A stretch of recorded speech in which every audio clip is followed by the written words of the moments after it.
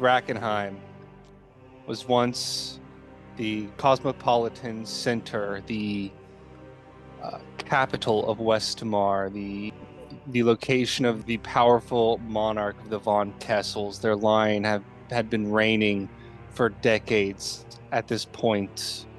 The city was said to be the glue that held the alliance between the three major nations, Westmar, Illyria, and Caspia, together. The diverse nature of the city, the location of it sitting on the Dran River, all led to the immense success and decadence that once defined the city of Drakkenheim. That was until 15 years ago, of course, when the star fell. It painted the night sky blood red as it fell, crashing in to the southeastern portion of the city. Hundreds, some say thousands, were killed instantly in the blast, and hundreds more were killed in the ensuing chaos as friends, neighbors, brothers, mothers, husbands began to transform into these horrific beasts, monsters, these beings beyond description as they began to tear into their fellow citizens. The city was quickly abandoned. The star itself left hundreds, if not thousands, of tiny deposits of these little octarine, purplish colored rocks known as delirium, or what came to be known as delirium. These rocks, these gems, they emitted what was known as a haze. It spread the contamination, the corruption that was initially caused on that fateful day. It blanketed the city day in and day out, and throughout the night. The city itself was once the center of commerce for a nation, is now the center of an entire industry. Adventurers from far and wide have now came to plunder its depths, find its treasures, fight its monsters. Wars have been fought over the claim of the now abandoned Westmarian throne. The fate of the monarch and the rest of his family are unknown to this day. The brother and sister, of course, of the monarch, Ulrich von Kessel, they caused a bloody civil war in the ensuing decade after the star fell and the city was destroyed. The civil war only ended with their mysterious disappearance, all on the same night. No one knows who, why, or how it happened, but of course, many speculate 1,000 different reasons as to why it would be. But today, we began our adventure in the humble village of Emberwood. It is a small, quaint little village just 5 miles outside of the city of Drakkenheim, the only inhabited city within a week's journey. It's not even a city. Like I said, it's a village.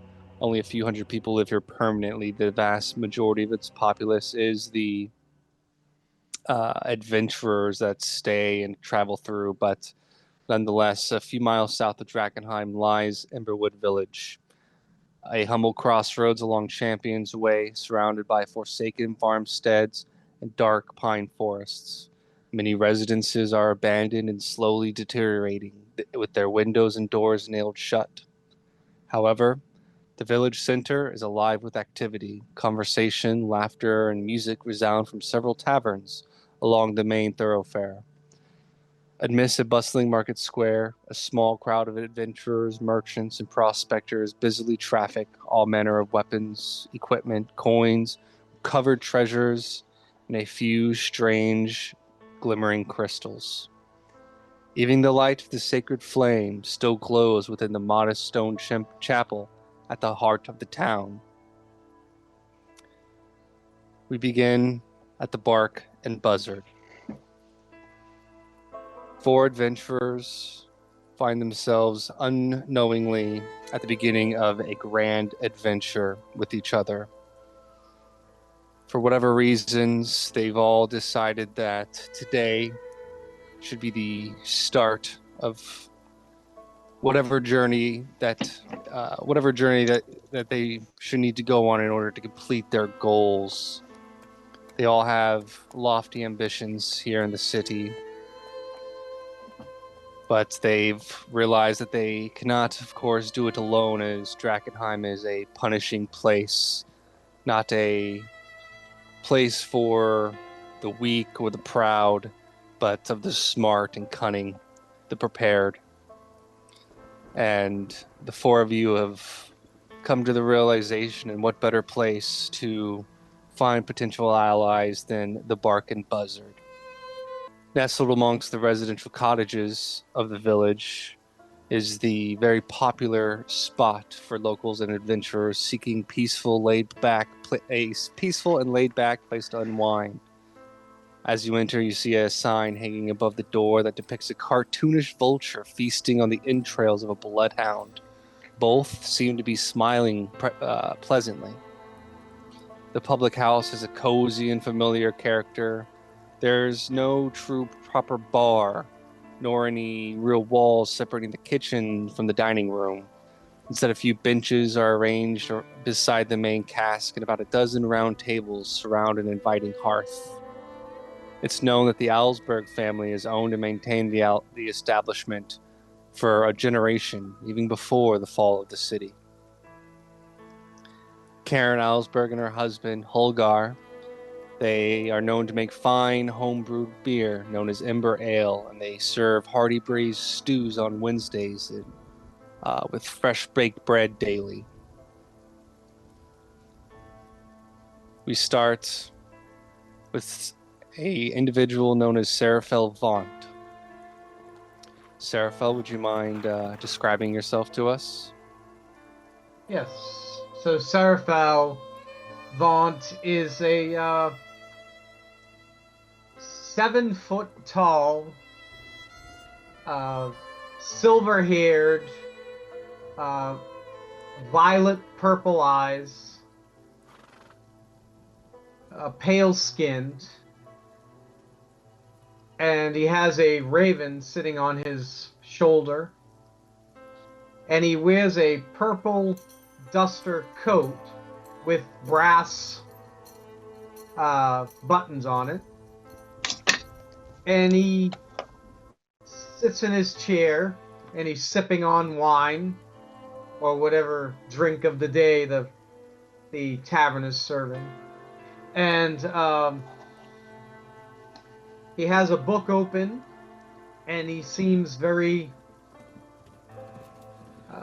busy studying his book.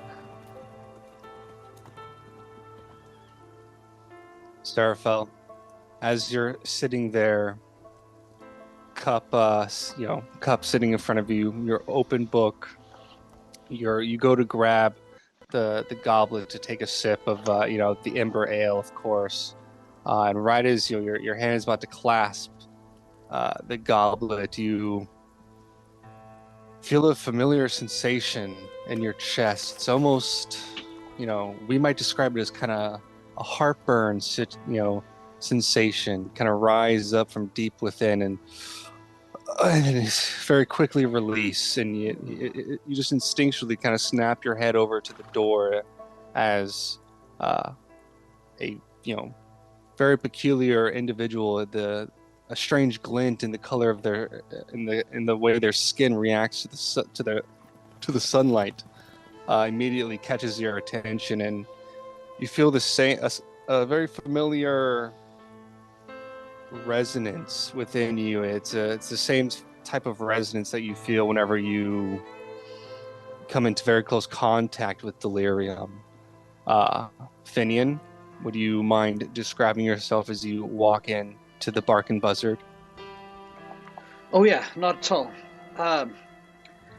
I could pass for a human under the right lighting conditions, but being born touched by the great serpent left me with pool-like green eyes that seem just a little bit too big for my face.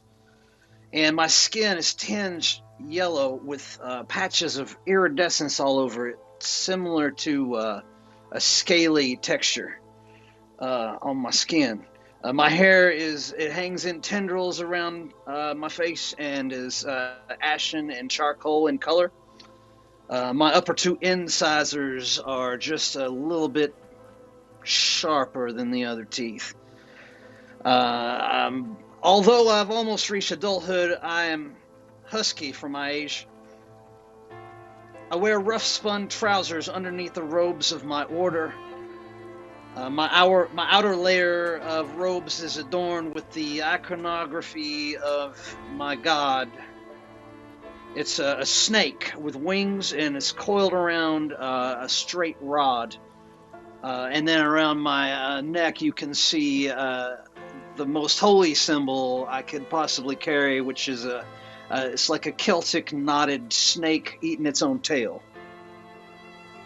And I'm carrying a rod carved into the effigy of a snake. And I walk in and survey the surroundings. You walk in, and although the bar, of course, is familiar, you take the same precautions as you do in any situation. Take a second and just scan the area for anything that seems untoward or out of place. And towards the end, a little bit to your left, you notice another individual that stands out, just a little bit, just as you, and you notice that he is also kind of staring at you. And Seraphel and Finnian, the two of you, kind of make eye contact for a few seconds as you guys are sizing each other up.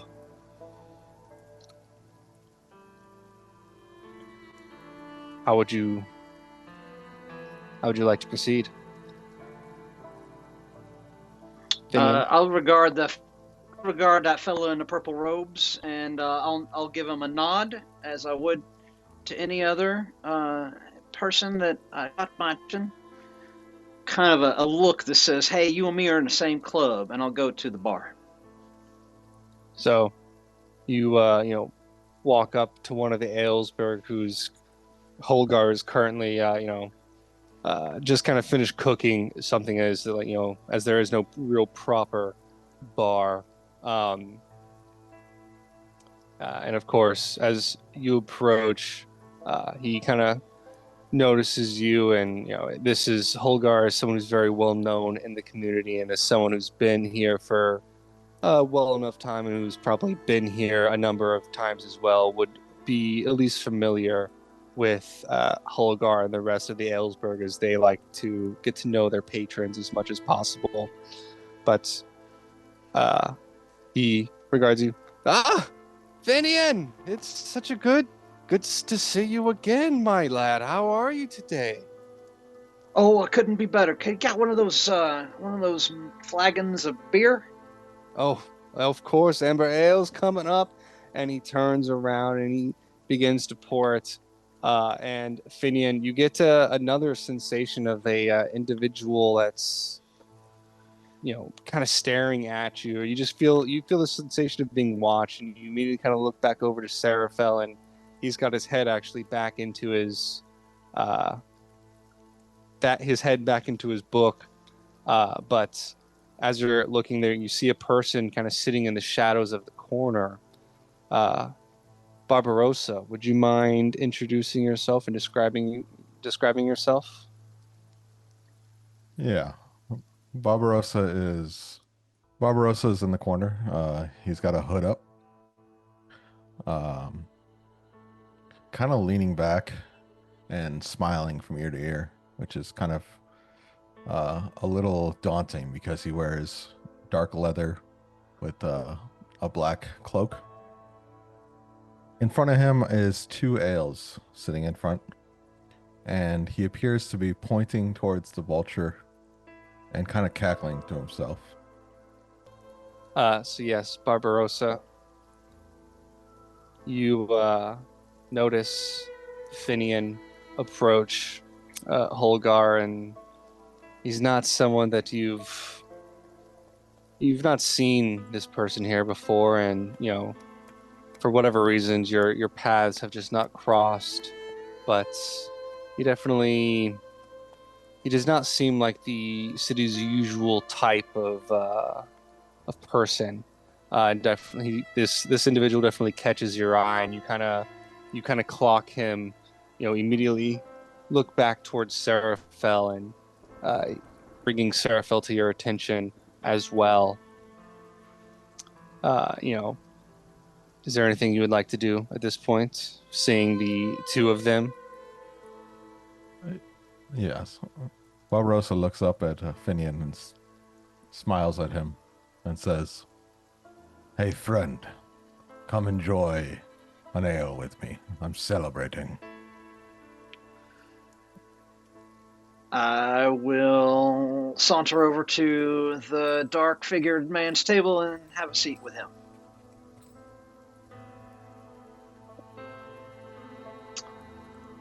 What are we celebrating, friend? I'm celebrating a very important birthday. 21st birthday of a friend of mine. Ah, What are you doing here today? it's funny you should say that.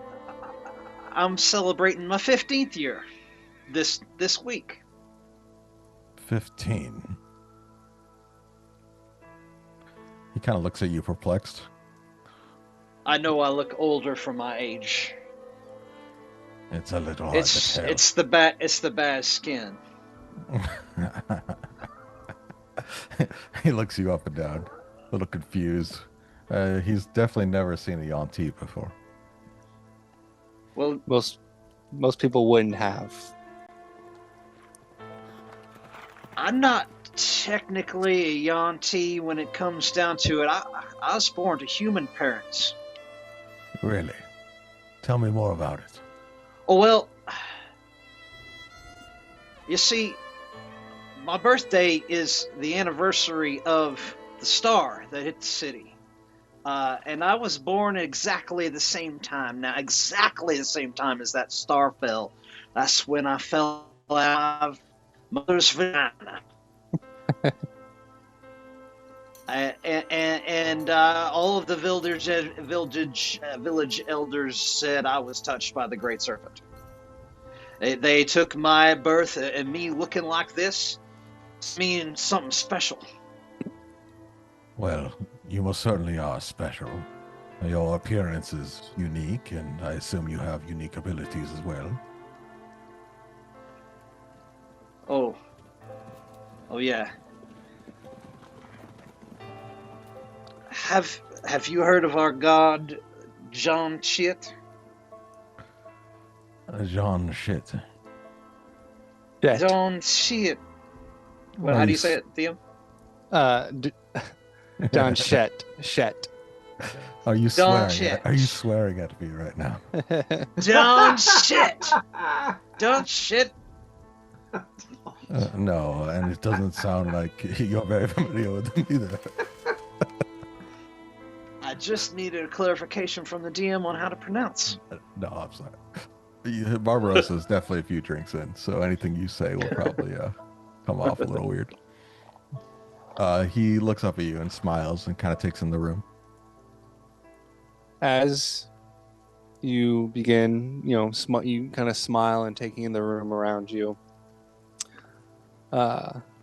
You see another individual kind of come into the bar with,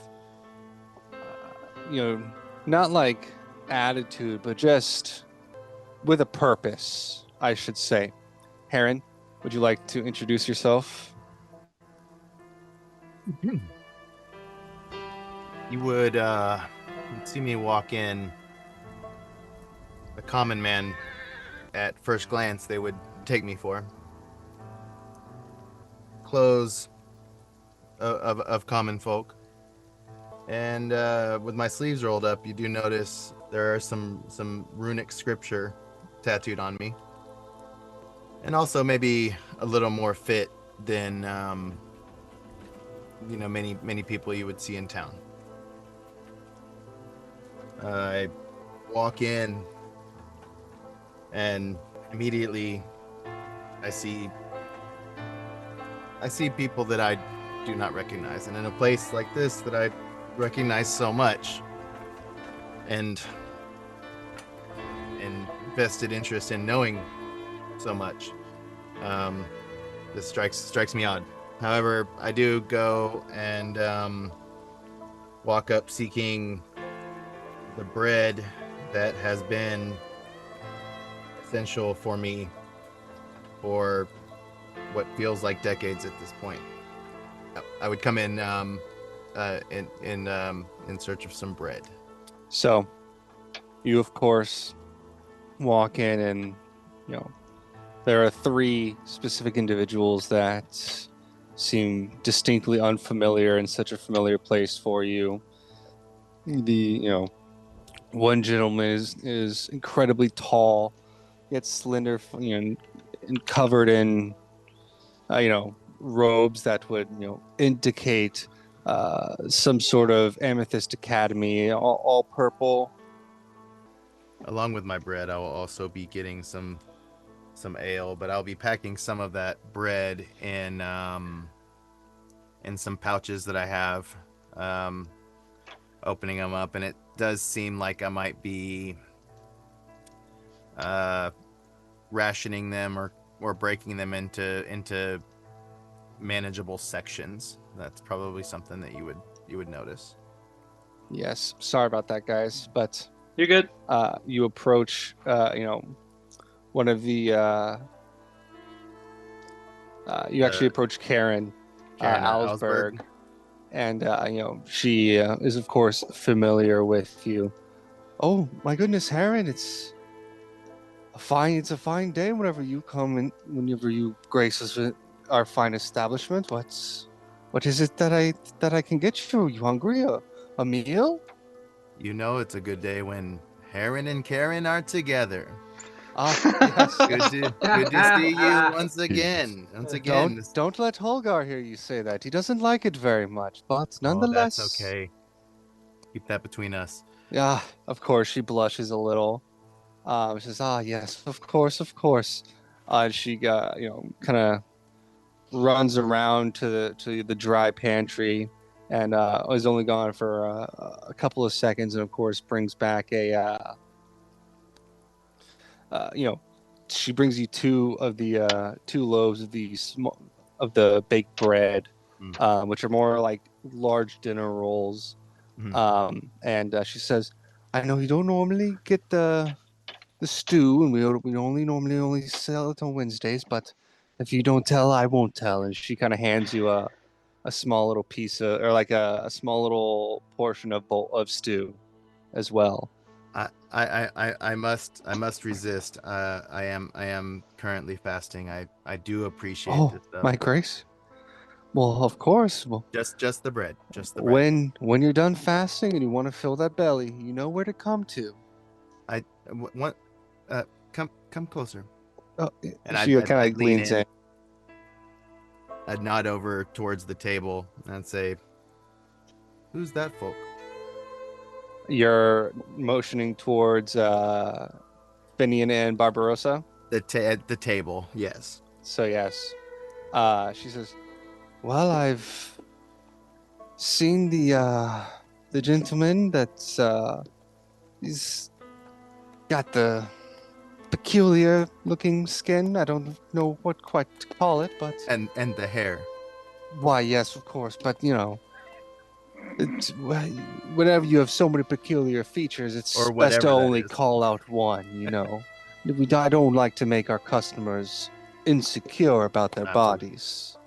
But nonetheless, I know my husband Holgar, he's gotten to become somewhat acquainted with the young fellow. He seems much older, but he claims to only be 15, believe it or not.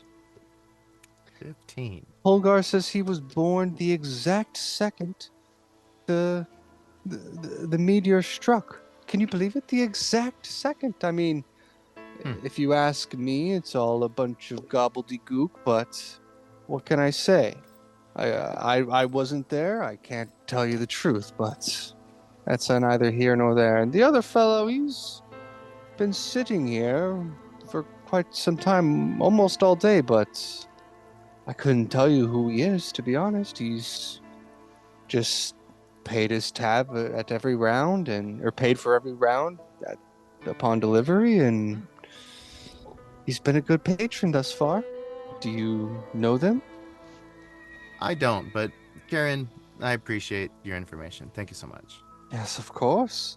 And like right as she kind of says that, she goes to say something else, but Holgar says, "Yeah, we need someone to bring these drinks and stews over to table 7." She says, "Oh yes, of course, my love," and she kind of scurries off and begins taking other things to a bunch of different tables. Anything else you would like to do, Heryn, before we move to another person?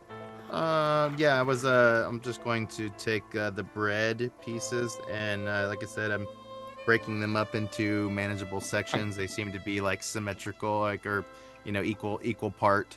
For sure, yeah. And putting it into a pouch on my belt. Love it. Seraphel, as you've been reading in your book, you've also been kind of just taking in the room, seeing what everyone is doing as watch out, sweetheart. As you are on the lookout for compatriots, for allies in your future endeavors into the city, you notice the individual that kind of initially caught your attention, and you've been slowly kind of watching him throughout the establishment, clocking who he talks to and where he goes, and you've noticed that he and a very mysterious kind of dressed figure, he's very obviously not trying to draw attention to himself for whatever reason. Him and this the person that kind of caught your attention, they've been talking for quite some time, around 30 minutes at this point, and another person who you've seen around the village quite often, but you've never actually spoken to, but you just noticed his capabilities, and he seems like someone who can handle themselves, or at least someone who can learn very quickly how to handle themselves in the city. But how would you like to proceed, Seraphel? Seraphel watches and observes, and he waits to see when the young serpent-like humanoid gets up and has kind of separated himself from the other gentleman.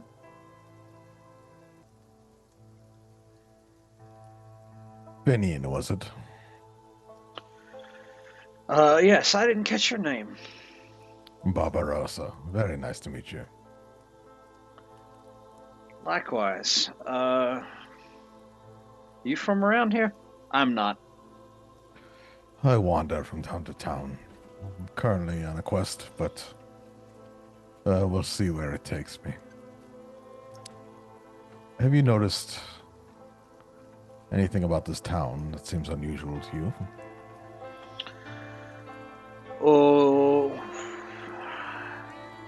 well, are you talking about the city, or you talking about the town we in right now? This village, Emberwood, is it? Yeah, I've noticed that everybody here is really depressed. Oh, are they? I did not notice that. You know what I noticed is the silverware in here, and I pick up like an old rusty fork and I show it to you. Nice. You know, you could tell a lot about a place based on the silverware. Yeah.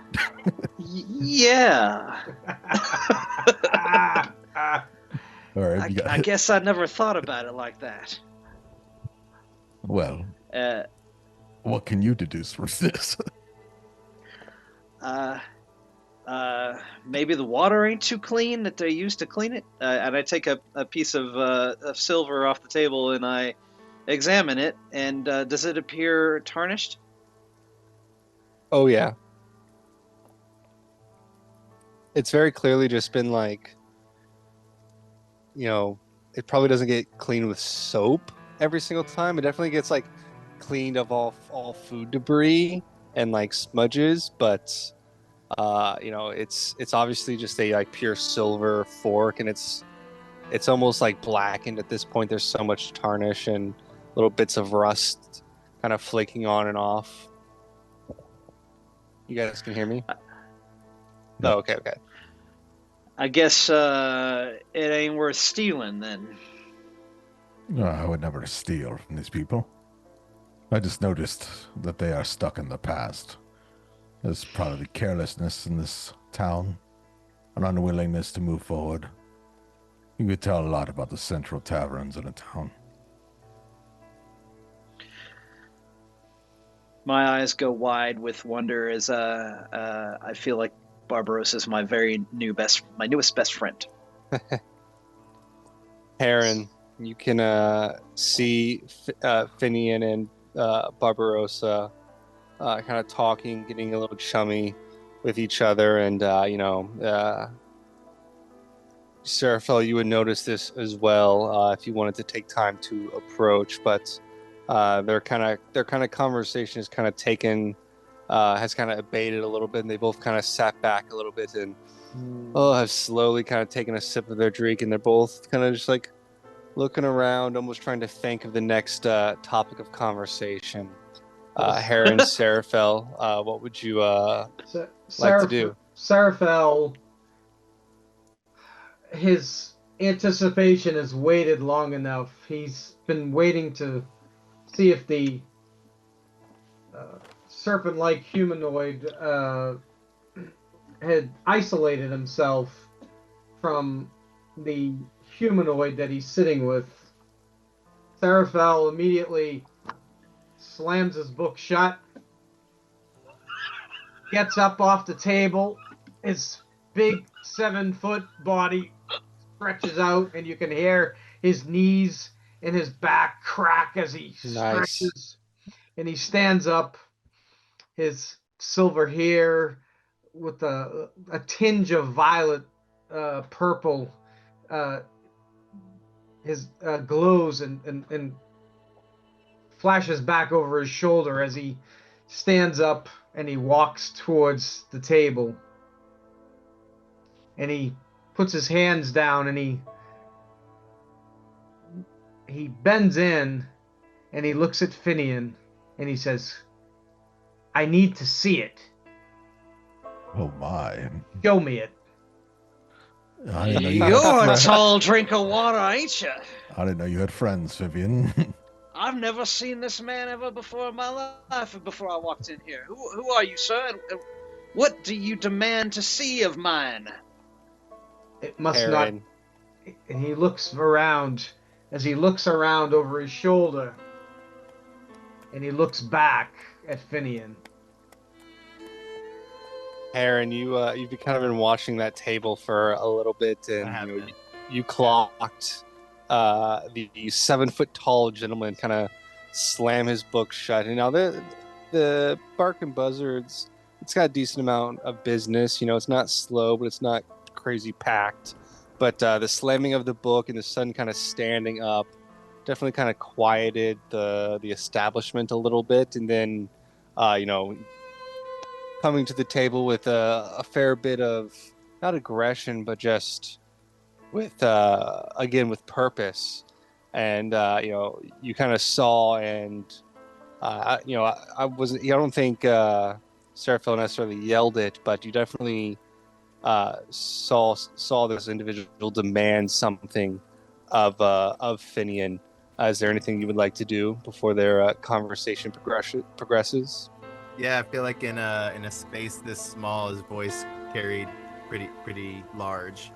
Also, me spotting them, the two unknown at the table, and then somehow missing this equally out of place person now walking up to this table. I would approach and maybe coming up the behind. I guess because maybe Finnian came from the center of the room, so maybe I'm walking behind him. But like, walk up and you know, I've been here for many years, and I know a lot of people, and you three are quite out of place here.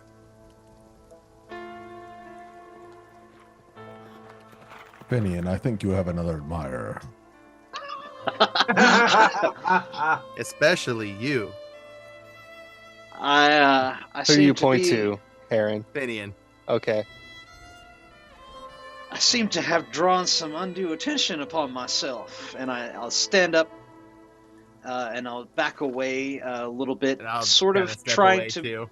behind Barbarossa Yeah. as I address these two that are sort of imposing on our table in such a way. And I would Pardon- just look up at the Aasimar, kind of with a vote of confidence, possibly. Pardon me. And I extend my hand to Finnian. I didn't introduce myself. I am Seraphel Vaunt. Nice to meet you, Seraphel. My name's Finn. It's a pleasure to meet you. And I'll turn to the man in the with the staff. I am Heryn. I put my hand out. And he would step back and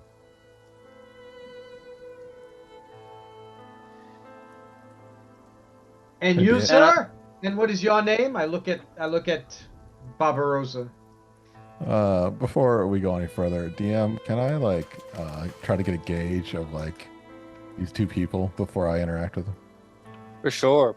So like by get a gauge, can you I be a guess- little bit more specific? Yeah. For one, I noticed the rune symbols on Heryn, so For sure. I want to see if there's anything untoward about those, and then obviously the amethyst affiliation is a little pondersome to me. So I'm trying to I figure would out like ask- if they have any untoward activity towards us, like any aggression. So yeah, it definitely, as you're sitting there kind of watching the situation unfold, it quickly becomes evident that the initial like, oh, whoa, kind of stemmed more from some sort of miscommunication or misunderstanding than Actual aggression. actual aggression or hostile intent. Okay. It was clear that at least Seraphel, however ungraceful his method was just clearly trying to gather some sort of information. He's very clearly a man on a mission, as you are yourself, which you definitely kind of clock. You're like, okay, like this guy obviously has a purpose here. He's not just like the other adventurers who's just kind of here lollygagging around, getting little coins here and there where they can. Kind of same with Heryn. He was obviously quick to kind of step in and,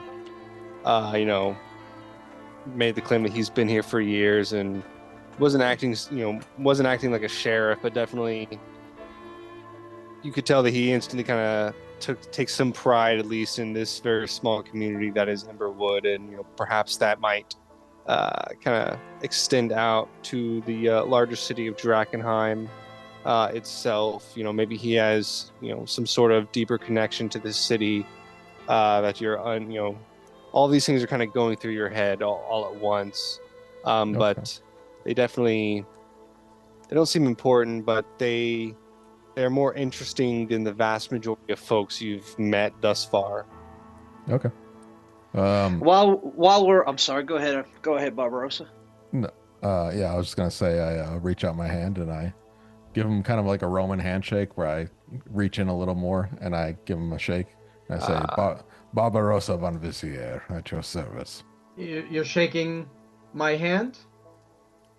Your arm.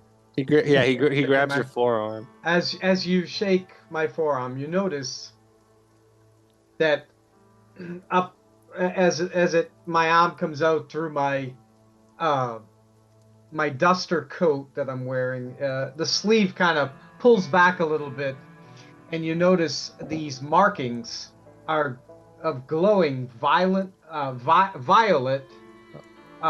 along the forearms, and they seem to glow a little more intent.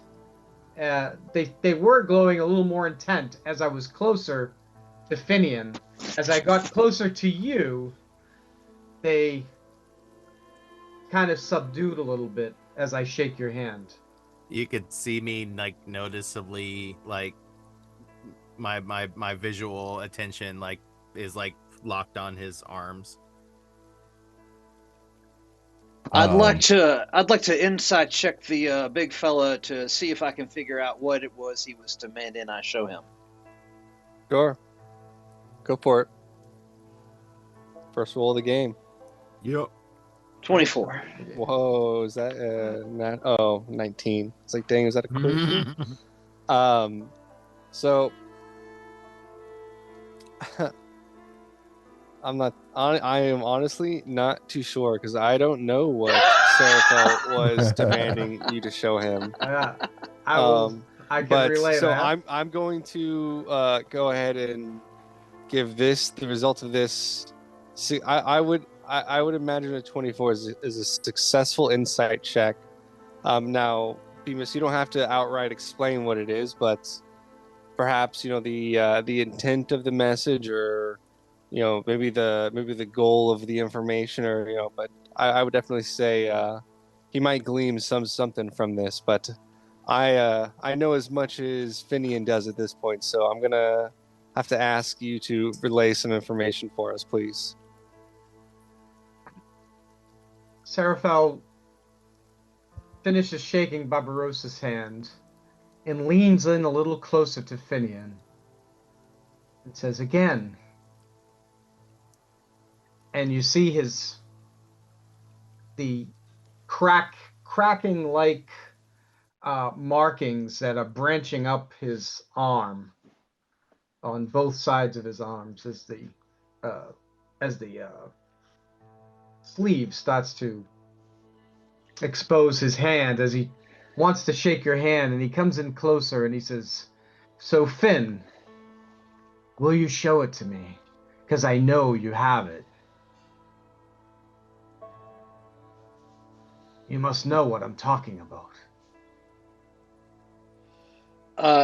You're going to have to be a little more specific than that. I have very few things on my person, and I proceed to pull out everything that I'm carrying to show him, which is a delirium chip. Is this what you're talking about? Yes! And he grabs it out of your hand, and he looks. Yes! That's what I was looking for. My. Where did you get it?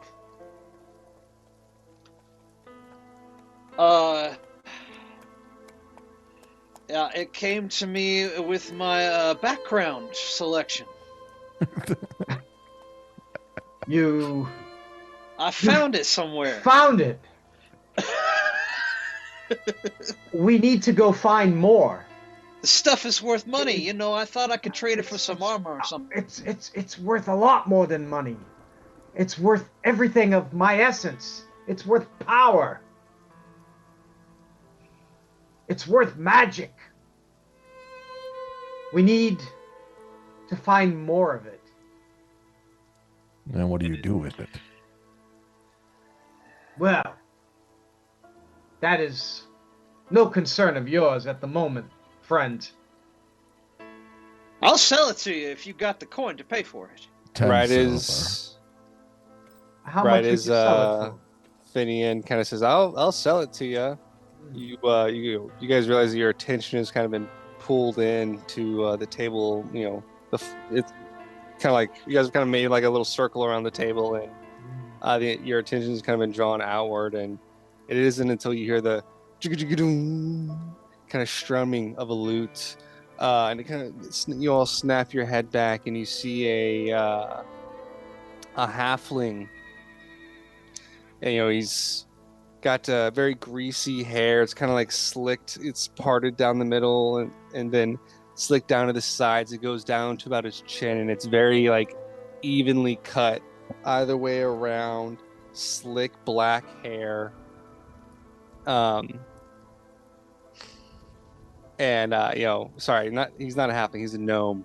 And like his little pointed ears kind of like just barely poke out of his like very like matted down hair. Goes, and he kind of looks at you all. You think you can find delirium? No, you can't. Jupiter Jones finds the best, most grandest delirium. And anyone who thinks otherwise is just wrong.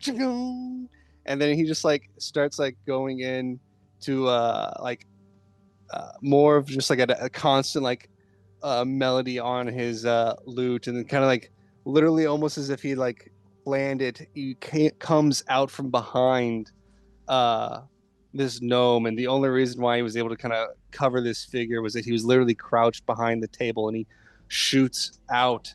He's like clad in this it's obviously gold plated, because it's not like actual like plate armor, but it's this gold plated studded leather armor who's matching armor on the leg, and kind of his boots, and he's got like a cowl that's kind of pulled down, and a bluish and gold cloak. He goes, "Leamington, introduce me."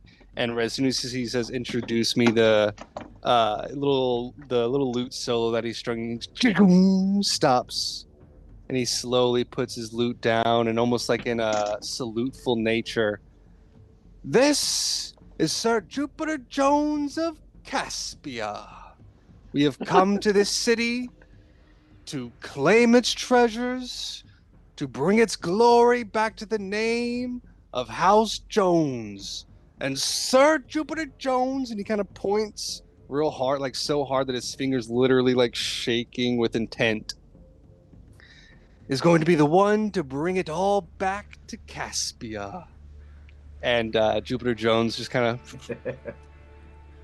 bows as Leamington finishes the word Caspia, and Leamington just kind of like bows his head and climbs off the table itself, and just kind of fades into the background and starts like almost playing like Jupiter Jones's like self-written theme song for himself. It just kind of like just plays in the background wherever he is. And he walks up and he says, "So let me guess, that's the biggest piece of delirium you've ever seen, huh? You seem quite interested in it. Have you ever seen it before? Can you find more of it?" I could find the biggest delirium you've ever seen. I've seen much larger than that. As have I. Yeah. Oh, and I've seen bigger. He spins around, "Friend," and he puts his hand out to extend it to Heryn. "I haven't. Wait a second. Does that mean you don't want to buy my chip no more?" "I haven't introduced myself. I'm Seraphel Vault. And I am Heryn." It is a pleasure to make your acquaintance." Jupiter I will find- Instead of shakes your hand. Well, how much are you selling this delirium for? Jupiter Jones clears his throat real loud. He says, "I don't take disrespect all too kindly. You see, as I'm a Caspian lord, I and the rest of my peers demand respect. Oh, And you spinning around on such royalty as myself is quite disrespectful." And he kind of turns around Wouldn't you agree, Leamington? Why, yes, of course, Jupiter Jones. To turn one's back on you is to turn one's back on honor. And he continues playing. Hey DM, real quick. Yes. Can I roll an insight check to see if this is even a lord? Like, Yeah, do of course. I feel like he is? Yeah, of course. Oh! Nice. Yo. So you're kind of looking at him, and you do know that House Jones is a reputable lordly house in Caspia, as you know. The nation of Caspia is really just built is like a confederation of lordly houses, but Jones is one of the more middling ones. But you would know that Jupiter Jones is not the lord of the house. He is just the youngest of many, many sons, one that will probably never actually see the throne. On that, I would like to add to that or aid in a sense. Yeah. But I'm curious if I know locally where he would be found, because it's obviously not here in this place, but it did what would you rather me roll for a check like this? So you being in Emberwood for quite some time, Yeah, you've actually never seen Jupiter Jones before. okay. Yeah, that was my big point. So He doesn't seem like a local, but he pretends like he's a local. He definitely does not seem local. Like either he just arrived, or you're not quite sure on the situation. Okay. But he's not someone who's been around before. So no roll needed to know that. Okay. For sure. Okay. But nonetheless, he says, he kind of snaps his head and he points to Holgar. You, kind sir, I presume you're the head of this fine establishment? Holgar kind of looks up and says, yes. What is it you need? Drinks, food? No, of course, nothing of the sort, but is there any way that we could settle such an offense? And he literally said offensive, and then he lost. You could see he was looking for words in his head and was like, offense. What? You want me to move? Okay, you give me just 1 minute. And he says, Holgar responds, well, you better not brawl him. If you brawl in my establishment, I'm going to call the lanterns from the watchtower.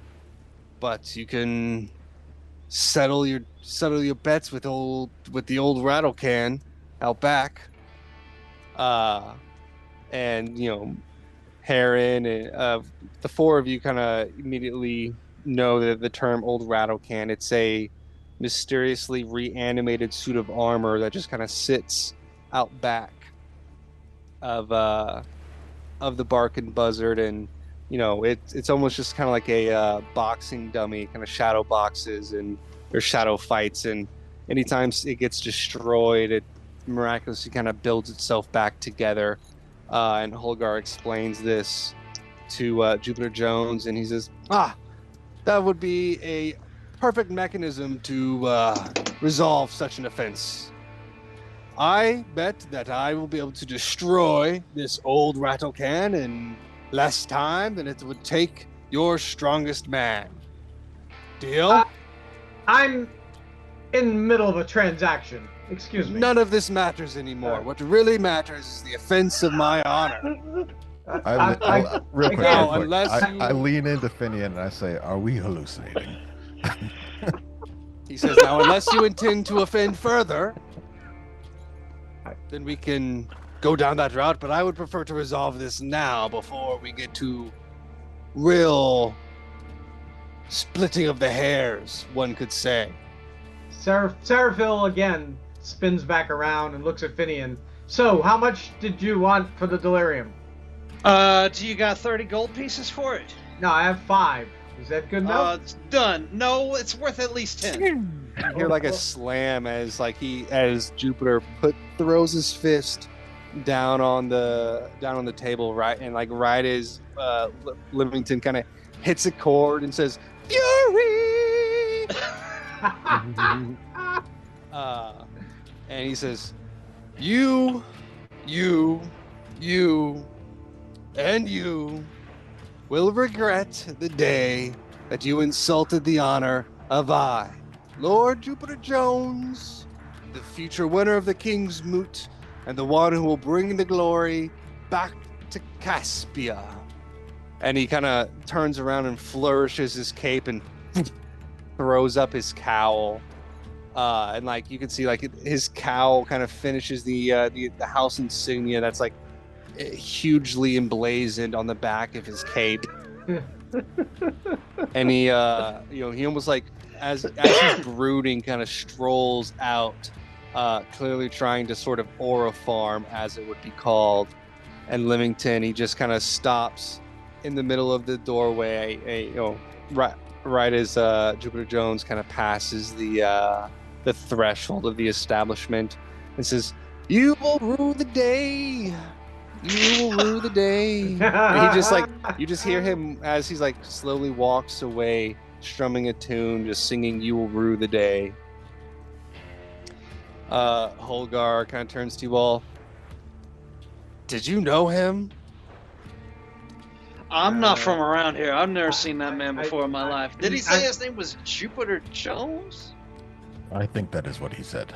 He turns to Karen and says, "Sweetheart, this city gets weirder and weirder every single day."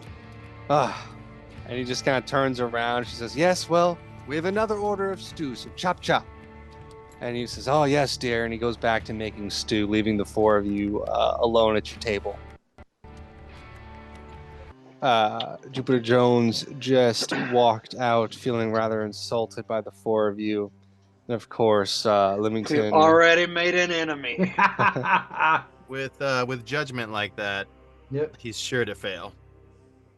And, of course, the gnome that was called Limington Whithalf, singing his praises and, not to your demise, but had no kind Was it a words. gnome? He was a gnome. I had No. mistakenly said halfling Okay. when I introduced him, but he was a gnome, yes. Okay, copy that. But nonetheless, we find ourselves, the four of you, at the table before the whole thing with Jupiter Jones. I do believe Seraphel was trying to procure, or I'm not sure who was buying and who was selling this delirium He doesn't chip. have enough gold. I can't let it go for only 5, man. I just can't do it. Market price is 10, for crying out loud. Market price is 10. Well, I have 5.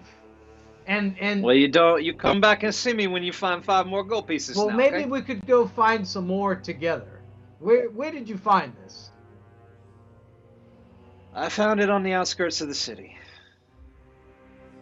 How much money do you think a lord has on him? Is that perception? Was he really a lord? One of the lesser ones.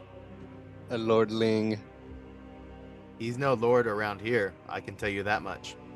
He seemed to be a little bit out of his element. He brought minstrels, for Christ's sake. Well, I look at all of you. I would be interested in going finding more of this delirium. If any of you are You interested. seem obsessed about the delirium. Well, it's part of my studies.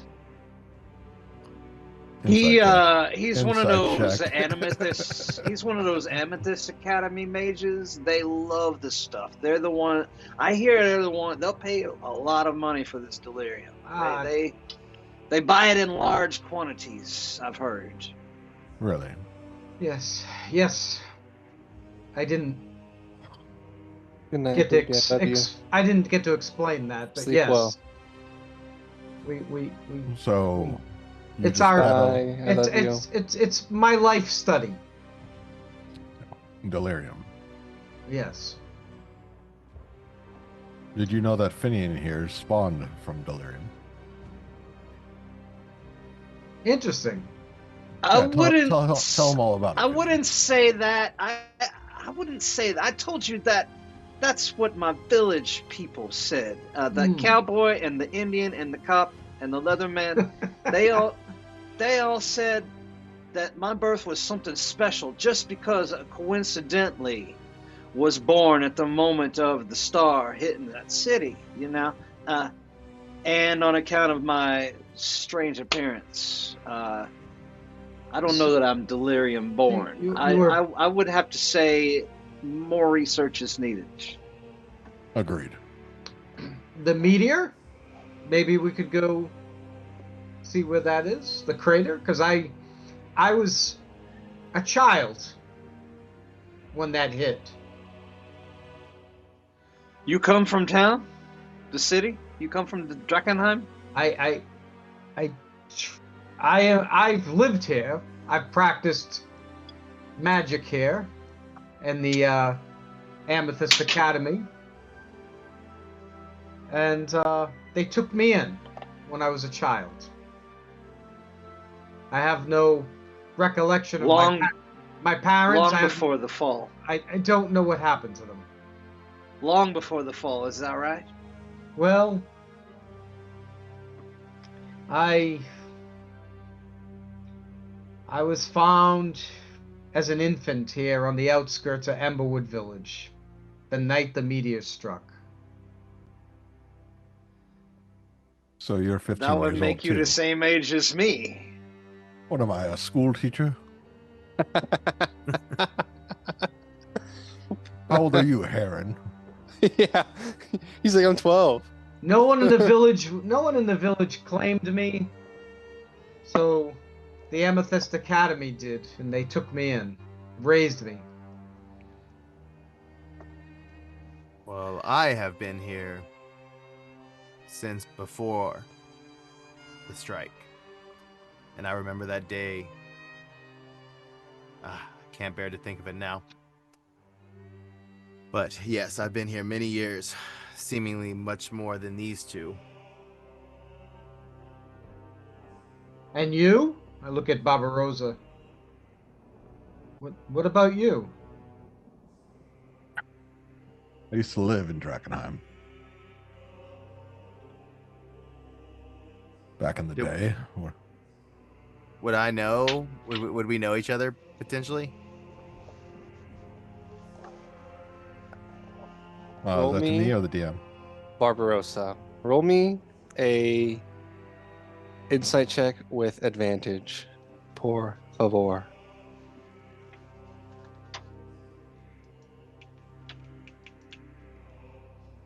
Ooh. Good thing you had advantage. Okay. So he, explains that he was here before, and now it kind of clicks.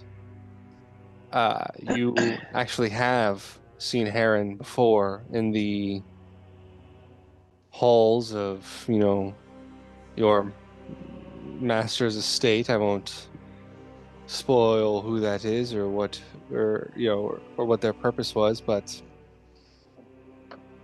he, Heryn, many times was seen working with the steward of your master, a man named Johann Eisner. The two of you never spoke or interacted, as your duties never mandated that to happen. So you obviously, had no reason to actually kind of come together and meet. But nonetheless, you do remember now that you've just seen him, multiple times before. The city fell to shambles, but it was just such a mundane thing that it wasn't ever kind of categorized as, oh, this may be important, until you see him now, and you didn't recognize him at first because years has passed since then, and although he looks very similar, but he's grown now, as you all are, but nonetheless you have seen him before. Heryn, Barbarossa is the type of person that doesn't like his, he keeps a very, very low profile, sticks to the shadows. He's not he's the type of person that prefers only people who he necessarily wants them to sees him. So you don't recognize him, but Barbarossa, you do recognize Heryn.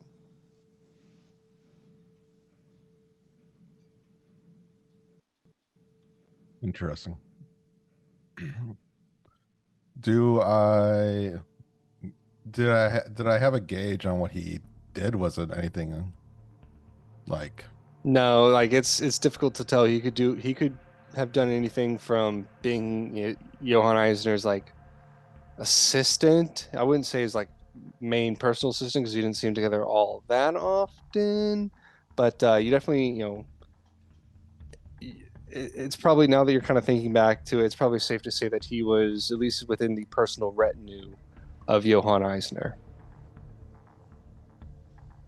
Huh.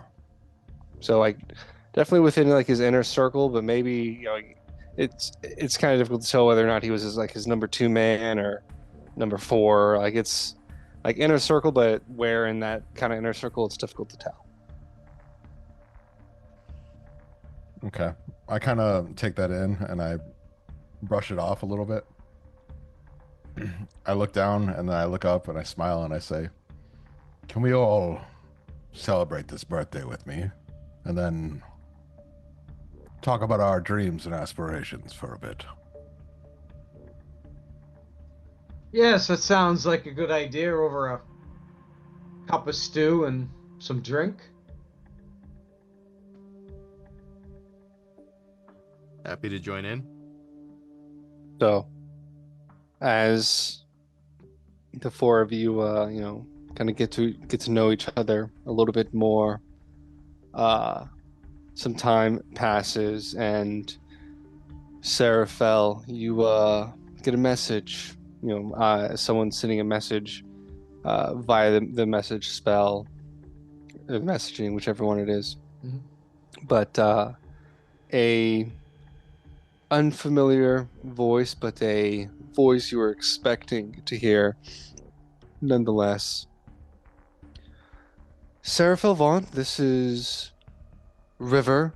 I've just arrived in the city and I've now became acquainted into my room at the Red Lion Hotel. I understand you've been tasked with gathering a few allies for your first assignment. And the message ends, and you kind of, immediately remember that the Amethyst Academy had told you that the, new, basic, River's basically the equivalent of like a CIA station chief, right? And Seraphel would be like one of the intel officers that kind of like work within that station. But he had been informed that she was going to kind of be rotating into the city, and that he, should, it would be smart of him to gather a few allies, just to kind of to help support him in the city. And of course, he can use the Amethyst Academy to kind of sweeten any deals that he needs to. But she explains that she, has settled into her room, into the Red Lion Hotel, and she would like you to, you and your group to meet her there for, your first assignment from her. Friends, it's been a wonderful time spending with you here, drinking and celebrating and getting to know each other and eating this wonderful stew. But I have received a message from one of my elders that is in the academy, and I need to round up a few fellow adventurers to come with me. Would you be interested? I can't go nowhere until I get some kind of armor or something, because I'm not prepared to go into that anywhere dangerous. Well, I could help you with 5 gold pieces and take that delirium off you. That would get you some. Yeah, you could, but I think I'll get a better deal from the armor vendor. Okay. Well, again, I would need, if you all agree, I could use some assistance. Where is it exactly you're trying to take us? We'll be going to. So right now, all you know is that you're, she has requested your presence at the Red Lion Hotel, which of course is still here in Emberwood. We would meet my connection at the Red Lion Hotel. Oh, the fancy place? Yes, the place that I'm going there if Yeah. your colleague is picking up the tab. I'm sure she might. Well, then, why don't we do some shopping and then we'll head there? If that's good with everyone. Well, I'm sure they'll. what is your colleague offering? We will find that out when we meet her. Oh, like a possible request. Oh, Well, Yeah. if you're It's a job. yeah, if you're heading into the city, you might need someone that knows his way around. Absolutely. I mean, all my time was spent at the academy studying. I never had a lot of time to get out. Do I have a common understanding of the streets or just the general layout of Drakkenheim inside the walls? Yes. So like, yes and no. So the meteor caused very strange things caused very strange things to happen to the city, right? So not only were like buildings and other structures kind of flattened, destroyed, and deformed by the initial blast and just the intense explosion that is a meteor hitting a planet. Yeah. But the delirium does strange things to both organic and inorganic material. It affects both living, non-living things equally. And so like streets that were there are no longer there. Streets that weren't there are there now. The city is vastly the same, but the detailed minutia is very different. And I'll definitely give it to you that you've probably kind of gone and kind of done very small incursions into the outskirts of the city, maybe kind of poked your way into the sprawl by yourself, but of course nothing major by yourself. But you definitely have like knowledge of major landmarks in the city, as those are unchanged and in the same spot. And there will definitely be times where like you don't initially recognize a place, but then you kind of take a second, be like, all right, where am I? Then you kind of pops into your head, this is where. It's not necessarily because of a lack of knowledge, but it's just the effect that the delirium, the haze, this whole mystery has had on the city itself. Okay. So, how would you all like to proceed? Well, I'm all about going to find out if his colleague will pay for our stay at the Red Lion. I know I can't afford that. So, to the Red Lion? Well, I think our friend here needed some armor and equipment, right? At least I missed my guess, we're on the southeastern side of Emberwood Village, and Yes, that fancy hotel is on the northwest side, and we have to cross the village to get there. So could we stop at the armory on the way? absolutely, yeah. So yeah, the Bark and Buzzard on the map, is on the southeast. Caravans right in the middle, and of course the Red Lion top left side of the map. So it's basically you almost have to cross through Caravan Court to go anywhere in the city, just about, or in the village, just about. So um, you all get up, pay any unpaid tabs, of course, and leave the Bark and Buzzard. If you don't mind, there's like something I want to do Yeah, before of course. As you guys leave, I'll just say I'll catch up with you, and then I have like something I just need to do real quick before I meet up with them. For so sure. Whenever we circle back to that. Yeah, of course. I mean, do you want to play that out now, or? Sure. Yeah. Okay. I'm going to get up, pay my tab, and then I'm going to try and find out where that lord is staying. Oh, okay.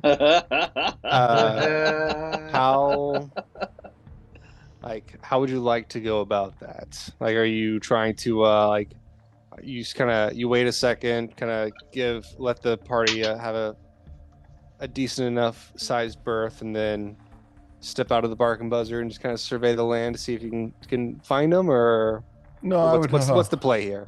So I'm not like on a vendetta to attack him or anything. I'm just like casually, because he's wearing very apparent clothing. So I'd probably just casually like ask people like, "Oh, did you see that lord come through?" To try to get a gist of where he went. Gotcha. Are you just like asking within the Bark and Buzzard, or are you asking outside, like slowly making your way? I'd probably leave the tavern and kind of like go where most people go. And Gotcha. Okay. So, dang, it's not a. Roll me a persuasion check with advantage, please. Okay. Do you guys remember how to roll with advantage on Roll20? Or yeah, you want to right-click that or hold it, and you'll come up with a menu that is advantage or disadvantage, and make sure it's rolled everyone, and roll all in that menu. Yep. Perfect. So yeah, you kind of slowly you ask a couple people, you even like kind of clock him and Leamington kind of like walking through, and you just kind of wade your way through their wake almost of like the because they almost stop and talk to everyone, and of course Leamington introduces Jupiter Jones to every single person they pass, and they really make their presence known. And from that alone, you kind of say that's probably not going to be that difficult to figure out where this guy's staying. He probably has planted a flag on the roof of the building, to be honest. But it takes you probably just 20, 25 minutes of just like asking random people and like kind of occasionally glancing and clocking Jupiter Jones again in the village, and you find out that they have they've literally just rented, maybe just an hour ago, they've just rented a long-term stay on the second floor of the Red Lion Hotel. Okay, great. And then I'll probably just meet the adventurers at the Red Lion Hotel whenever they make their way. Perfect. Yeah, that's what nice. So the three of you make your way from the Bark and Buzzard to Caravan Court. It, of course, is the busiest part of the village. There's almost always activity going, before, during, and after hours. Although the activity changes, of course, throughout the night, as it would, but nonetheless, there's always at least people in Caravan Court. And you have, popular vendors such as Marlowe's Provisions, who kind of provides, perishable goods, food, grains, dairies, things like that. And then you've got Gainsbury Expeditionary Supply Company, which supplies adventuring gear, backpacks, pickaxes, thieves' tools, things of that nature. You have Fairweather Trades and Exports, which, of course, is owned and operated by Orson Fairweather, a gladiator. They specialize in arms and armor and more combat-focused trades. They're very well known, along with the Amethyst Academy, to purchase Delerium.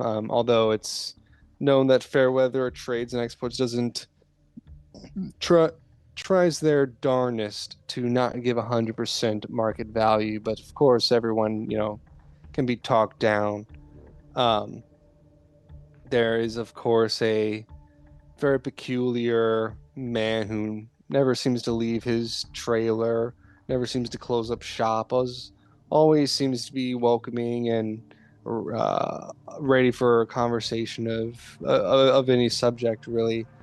He's known around town as Aldor the Immense. He just showed up one day, a few weeks after the meteor hit, and has not left since. But those are the four main and vendors here in Caravan Court. Who would you all like to go to first? Well, I'll make my way to the armory then. So you approach Fairweather Trades and Exports, and of course Orson Fairweather, a human. He's about 6'3", very like Arnold Schwarzenegger type build, kind of bodybuilder, Mr. Olympia. He's not really wearing a whole lot of armor. He's very clearly he's just got kind of a mask and a small what is it called, a buckler shield, and a trident in his right hand. And he sees you all approach and just kind of no, he doesn't slam it. He just taps the butt of his trident on the ground and says, "Please approach. Let me guess, you're here for some swords?" Or he's kind of like looking you up and down. No, let me guess. You're a scimitar type of person. I see the slithery nature about you. I can't quite pinpoint it, but I wouldn't want to be in tall grass with you if you catch my drift, my young friend. That's racist. Yeah. Well, what can I say? If it's if this were before the meteor, we would never this person wouldn't even have existed. But nonetheless, do you have any plates that'd fit me? Yeah, Kenny looks you up and down. That depends. You got the coin that will fit in my pocket? I got about 100 gold. All right. Let's see. How much is plate? Hey. Oh. I don't know. You're the merchant. Yes. Let me look it up. All right, here. Plate armor. Woo. Armor plate. 1,500. Yeah. So things in Drakkenheim. Not many things can be. Everything has to be kind of shipped in, and it's dangerous, and there are bandits on the road. And he kind of chuckles. He says, "That's not going to get you any plate armor, my friend." What can you do for 100 gold piece? He says, he kind of scrambles around. He kind of pulls out this what appears to be like just a very dusty piece of scale mail. He says, "I can. This is pretty sentimental," and he's like kind of caressing it, even though it's like very dusty and obviously hasn't been pulled out of this crate in some time. He says, "It's got some sentimental value to it, as you can see. It's well taken care of. I could part with it for 60 gold pieces." Done. Scale mail it is. 60 gold. I knew that this piece would entice you. I could tell it. Do you need to alter it to fit my body dimensions? He kind of takes some measurements. He says, "I do need to take some links out." And he kind of takes a couple minutes, takes some links out, puts some links in. Bada bing, bada boom. He hands it to you, and he asks you to try it on. You try it on, and it does fit you pretty well. He definitely has a good eye. I don the scale mail, and as I do so, I try to knock off the dust The scale mail. Nice. As you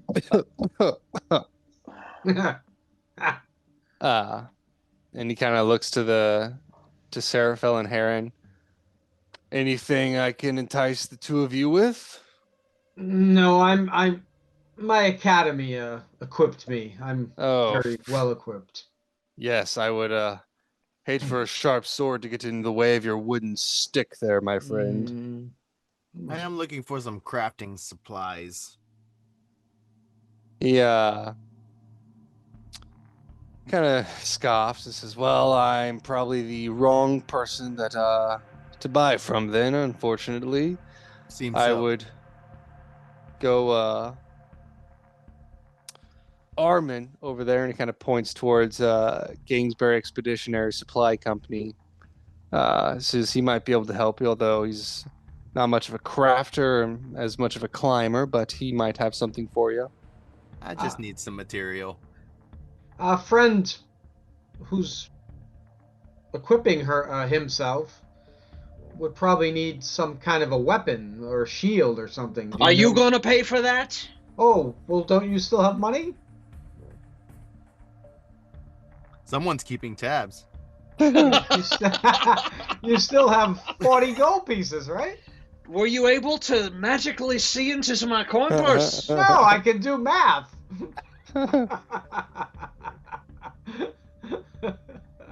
I would imagine that I cannot afford a sword for 40 gold. No, you definitely can. What kind of sword do you want? I mean, let's see. Does this guy sell weapons too? Yes, he does. Oh, okay. Let's see. I mean, what were you looking to get? He sells every kind of weapon.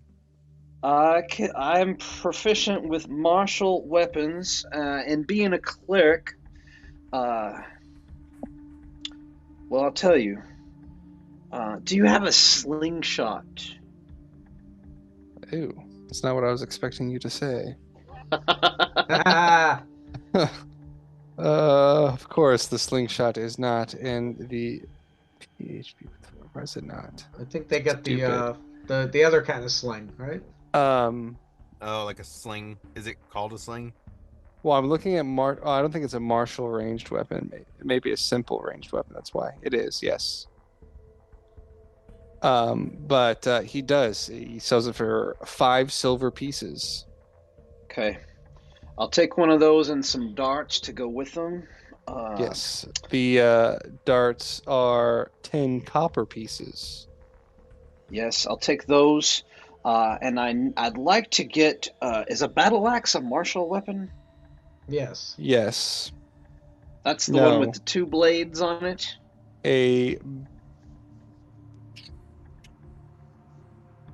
Yes, a battle axe is a martial weapon, and it has the 2 blades. Yes.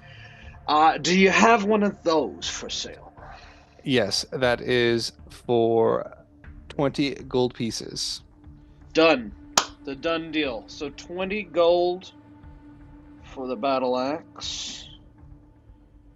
And what did we say? 10 coppers for the darts? Yes. And 5 silver for the sling? Yes.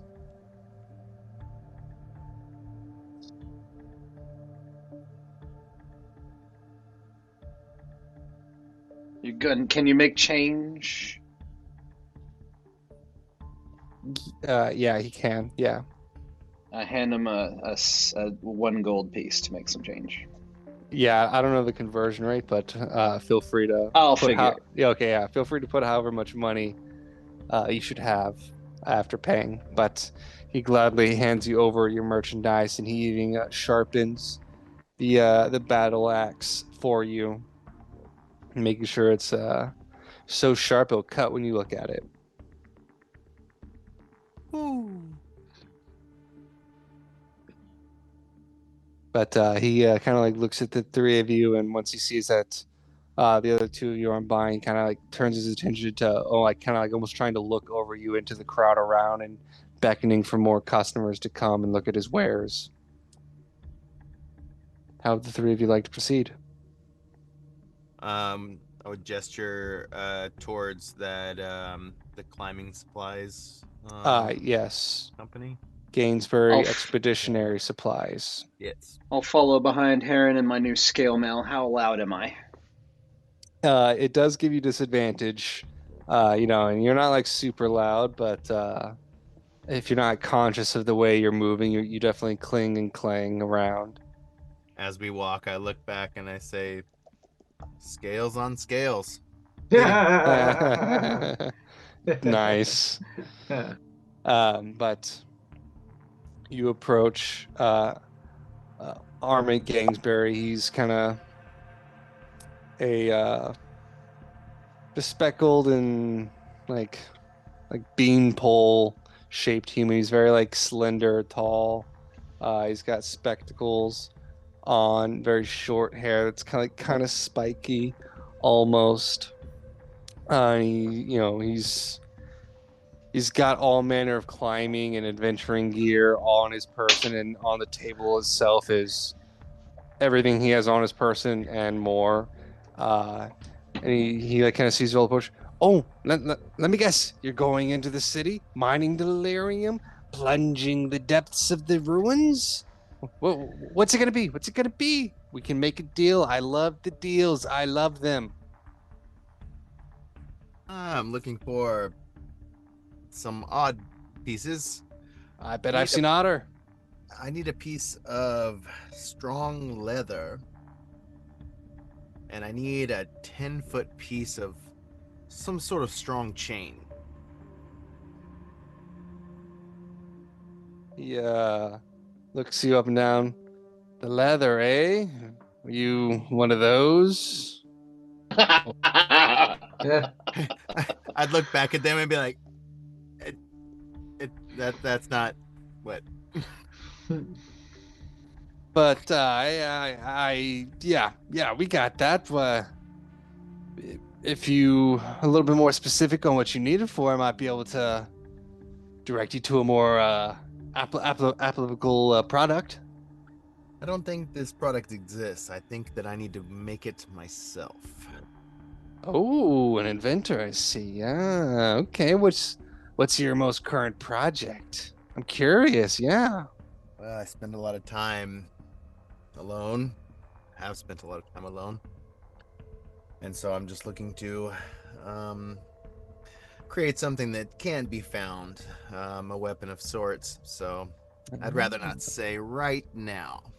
Oh, no worries, no worries. I mean, if it's a weapon, I don't think I'd be able to push it all very well. No, But you don't need to. I just need the parts.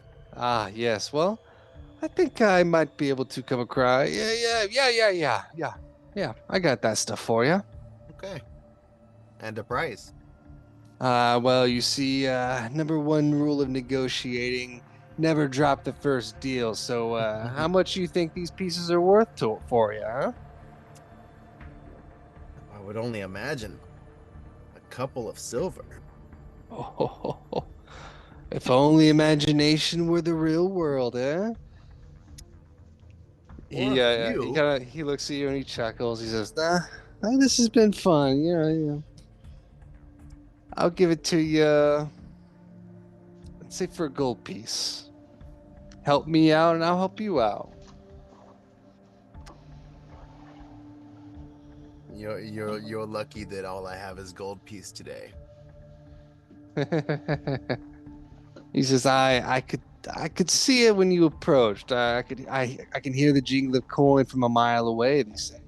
I'm sure you just know the bank's exchange rate. Don't play with me.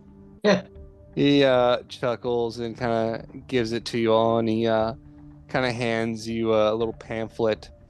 Says, and this one's on the house, and like it's a very like brightly colored, like hand drawn, but it's like well illustrated pamphlet, and it's like a very nice, almost cartoonish looking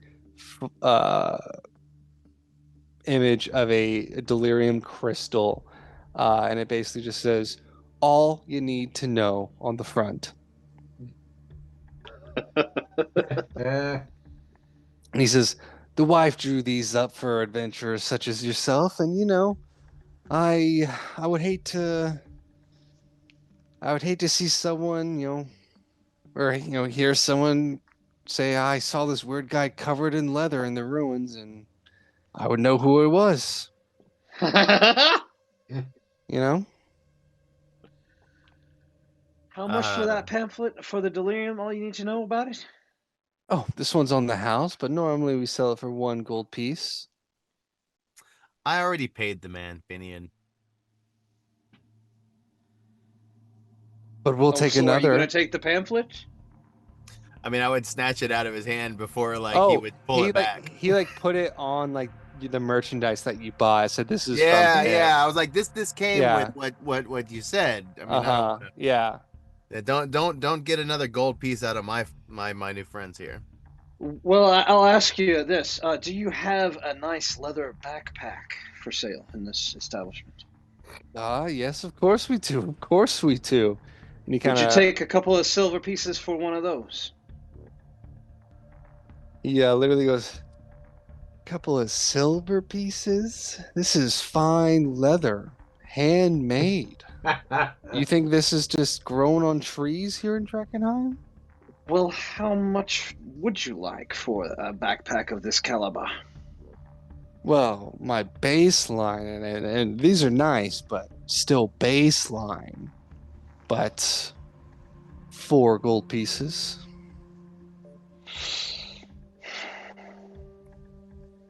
Done. You've talked me into it. 4 gold. 4 gold it is. I knew you needed one. Your back was looking a little bare, my friend. And he kind of, he goes to hand it to you and says, let's try it on. And he kind of slides to the back of you, very gracefully, kind of just almost floating, goes to the back and slides one arm in and slides the other arm in and kind of puts it on your back and literally wraps his arms around to the front of you and grabs the straps and yanks the straps closed. Says, a perfect fit. Do I feel that it is a perfect fit? Oh, well, it's probably a little tight. You definitely need to release the straps a little bit now that he's kind of yanked them super tight. And does this purchase come with one of those fine documents? He looks at you a little sly. Since you all have been so nice, yes, of course, of course. And he hands you a little pamphlet as well. Never hurts to have a backup. But he claps his hands together. Anything else? I've got a line of customers around the block, so if if there's nothing else, then please be quick. Oh, I think I'm fixed up. Where'd our dark-cladded friend go? I believe he said he would meet us at the hotel. Yes, he did. That must be over there. So the 3 of you kind of take one more lap around the caravan court, kind of perusing the tables, but nothing, of course, catching your eye. Unless, of course, you want to stop somewhere else, but if not, then you head to the Red Lion Hotel. What do we see as we pass the chapel? Of St. Ardina? I imagine it's a chapel-looking building. What is that as we pass it? Yes, so the Chapel of St. Ardina it's definitely obviously a chapel of the sacred of the Silver Flame, but as most buildings here in Emberwood, it's a very humble looking chapel. It's just a stone cylindrical building with a small little atrium or walkway in the beginning, and then a large domed roof with a small hole in the middle, because of course all chapels of the Silver Flame keep a bonfire burning 24 hours, so it's kind of there to help ventilate the building itself. But it's literally there aren't any windows or anything. There's just the one way in and out. And you would know that Flamekeeper Hannah, she is the one charged with upkeeping the Chapel of Saint Ardina. She does the best with what she can. It's a very obviously the chapel itself doesn't have lots of money, but there are some spellcasting services as long as you can provide the financial support for the spellcasting components. But other than that, it's a very humble looking building.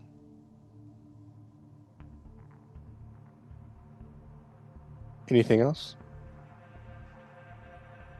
So, the three of you head to the Red Lion Hotel, and right as you guys kind of cross this building right here, you kind of see Barbarossa just kind of slide out of one of the corners, almost like Arrested Development style, where he's kind of like painted himself blue along the wall and just kind of comes out.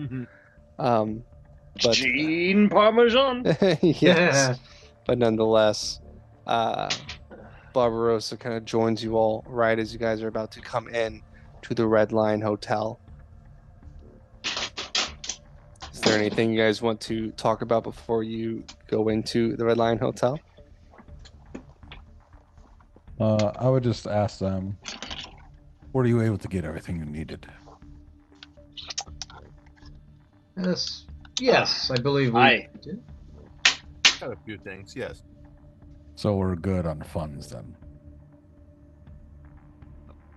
I don't particularly speak for everyone. I have a little bit of coin to my name. As far as funds, I have 5 gold pieces on me. All right. That's all I wanted to know. But as you all approach, you can see upon a small hill overlooking the village is the impressive Red Lion Hotel. Before the meteor struck, it was known as the Stravos Manor, home to a human noble named Costa Stravos, who served as Reeve of Emberwood Village. After narrowly avoiding destitution when Drakkenheim was destroyed, Stavros converted his home into a hotel that now serves the more wealthy explorers, merchants, and nobles that still have the courage to venture and conduct business near Drakkenheim. He is an elder man with a sallow face, thinning hair, and a monocle. He's always garbed in a very rich blue vest and doublet. It's very obvious he's still clinging to the old ways of nobility that were the days before the fall of Drakkenheim. The Red Lion Hotel itself is still very well upkept. The bright blood red double doors are flanked by 2 golden lions perched on either side. The whole building itself is painted red with gold filigree and kind of wood engravings depicting all manner of just different lives and stages of life of lions. And you walk and it's very clear that this is an exclusive place, or at least they like to keep the air of exclusivity about the place. You walk in and there's only about 3-4 tables, 2 on either side, and then a large bar kind of in between a large grand staircase that flanks the bar. As you walk in, a very tall, half dwarf looking man. He's dressed very finely. He even has like a very nice looking bow tie. He's got like a towel draped over his arm, and he kind of approaches you all. Welcome to the Red Lion Hotel. I hope you're... And he kind of looks at you all. Stay. And he says stay with almost like a question mark at the end of it. Is a pleasant one, and any business that you conduct here is fruitful. How may I help you? My name is Phineas. I look down on him and I say, we are here to see River. Ah, yes, I do believe Madame River checked in not too long ago. She, and he, She he waits. looks you up and down. She waits our She awaits our arrival. And he says, "Oh, yes, pardon me. I am still new to the academy conducting business here, but she did explain that she was expecting someone and company. I just was expecting a more formal visit, I suppose, but nonetheless, follow me. I will take you to Madame River's room." And he kind of turns, and as he turns, he literally clicks his heels together before he begins walking up the grand staircase to the second floor. Do the four of you follow? We follow. So you all follow up, and he walks, and her room is the second door on the right on the second floor, and he knocks, dun dun dun, just three very soft yet commanding, in like constant cadence, just three simple knocks, and almost immediately the door is open. No one is standing there, but you do hear a voice. Says, "Thank you, Master Phineas. You may let them come in." And Phineas moves out of the frame of the door and bows and gestures in. "I do believe the Lady River will be able to see you now." And Seraphel ducks his head under the door as he goes in, not to hit the door frame, and says, "River, we are here with. I have some friends with me, as you asked." As you enter the room, it's clear that River, in the little time that she is here, has taken over the room. Her stuff is just kind of strewn all about the place. She's kind of moved the bed out off to the side, and just kind of has a makeshift desk and a little reading nook that she has made for herself there.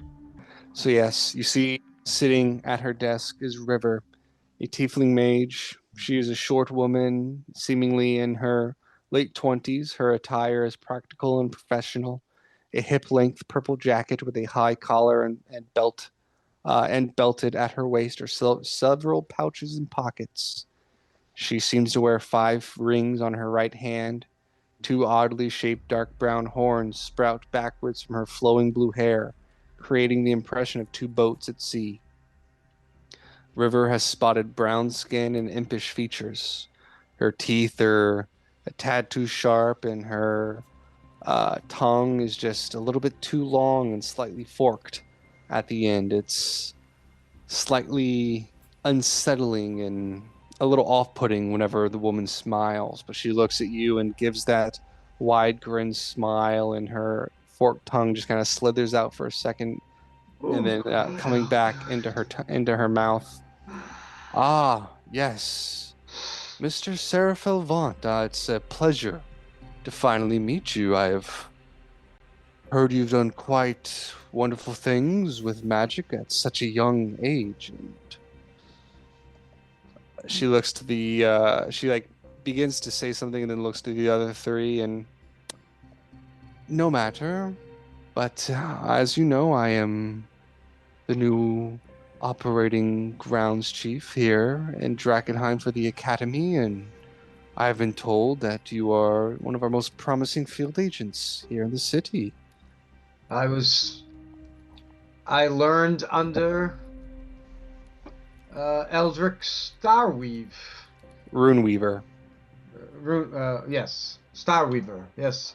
Runeweaver. Runeweaver, yes, Yeah, I'm sorry, yeah. yes. No worries. His name's Eldrick Runeweaver. Yes, She says, I've learned... yes, you were one of his pupils, if I am not mistaken, right? Mm-hmm. Yes. Well, I have high hopes for you. I, too, was taught by Master Runeweaver. I was just a few years before you, but nonetheless, I'm excited to continue this partnership. Now, please introduce me to this fine group of friends you've made yourself here. Well, this is Finnian, and he points at Finnian. And this is Heryn, and this is Barbarossa. And I am River. It is a pleasure to meet all of you, and I hope that, if anything, your opinion of the Academy is all good things, and if nothing, and if not, then at least neutral. But I hope that we can begin a little working relationship, and especially if you're going to be helping our good friend here, Seraphel. We don't like it when agents operate by themselves, as a good agent is hard to come by. Indeed. Now, we have... Well, what I hear about your academy is that you buy delirium. Is that true? Why, yes, of course. That is kind of the reason why I brought you in today. Because your friend here was really interested in buying this delirium chip off of me. He didn't have the funds. Ah, well, I will gladly buy any delirium off of you. I certainly have the funds. And I heard that the Amicus Academy actually pay better than market rate for delirium. Is that true? Why, yes, it is. And I will produce the delirium chip from my robe pocket, being careful with it, and I offer it to her for, how much would you give me for this piece? She kind of looks at it for a little bit, and just for a couple seconds says, well, most people would offer around 10 gold pieces, but here at the Academy, we will gladly offer you 15. Done and done. Ah, I love it when a good deal can be made. And She I love to produces- get a payday. She chuckles, produces the 15 gold pieces, and grabs the delirium chip with a gloved hand and puts it into a bag that begins to glow octarine purple whenever she opens it and places the chip in, closes it. She says, now, speaking of a payday, I would love to give another one to you and the rest of your compatriots here. How does that Yes. sound? Sounds delightful. What would you propose? I have come into some good information about the whereabouts of a very large deposit of delirium, and Oh, really? she chuckles, why, yes, and I think you would be the perfect person to recover that for the Academy. Of course I would be. Now, due to compartmentalization, I do not currently know the location or the whereabouts of this delirium, but our contact has agreed to meet you all at Eckerman Mill. I'm sure you all are familiar with the place on the northwest side of town. All of you at least would have heard of it for sure. Yeah. It's a very popular... It's either Emberwood Village or Eckerman Mill are the only two real safe spots that aren't controlled by a faction. She says, but they go by the codename Dolores. Dolores. Rhymes with a part of the female anatomy, doesn't it? Don't quite get that. She You wouldn't. Don't worry about it, Barbarossa. Yeah, she looks at Barbarossa and says, that's okay. And then she says, you will be paid handsomely, upon the delivery of the delirium deposit. We will, of course, buy the delirium off of you, but we will also pay each of you 100 gold pieces. Oh. Very good. This is Yes, of course. This is a job that we will do. Well, I do like that yellow stuff. She chuckles. Once again, you have found yourself quite the interesting group there, Seraphel. I've heard the rumors of your oddities, but it's interesting to see them in person. Well, And you'll be amazed when we bring back the delirium and how thorough we will accomplish this. I certainly hope so. And I don't want you to think that I'm trying to send you into some meat grinder without being prepared. She kind of once again opens her purple overcoat and produces another bag and begins pulling things out. And she hands each of you all a potion vial and explains that it is a potion of healing. Very good. Inventory in the party treasure and the inventory on D&D Beyond, it might need to be cleared out. Oh, yes, it would, wouldn't it? Yeah, so just add it to your individual inventories right now. It's just a regular healing potion. Okay. We will clear out the party inventory. Healing potion. Well, River, thank you. That is much appreciated. Why, yes, of course. Is there anything else that you require of me? One question before we leave. Do you know the safest path to this place? He says, well, I've only just arrived at the city, but I've, of course, been briefed.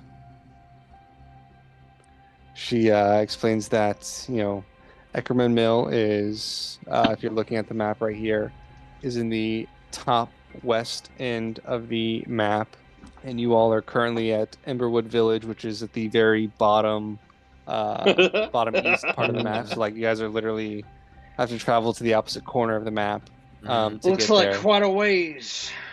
It's definitely at least a half a day's to a day's journey, depending on how quickly you move through the city.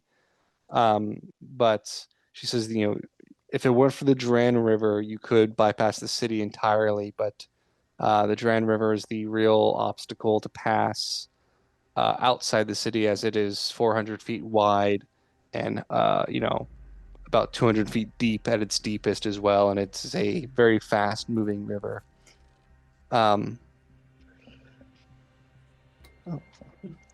But so we must cross one of the 4 bridges. So that, or she does explain that it's and you guys would know this as well, that adventurers use a peculiar undead, a dreg. People aren't quite sure what this creature is, but he's known as Styx. He ferries people across the Duran River. It is number 8 on the map. Okay. So she suggests kind of coming up.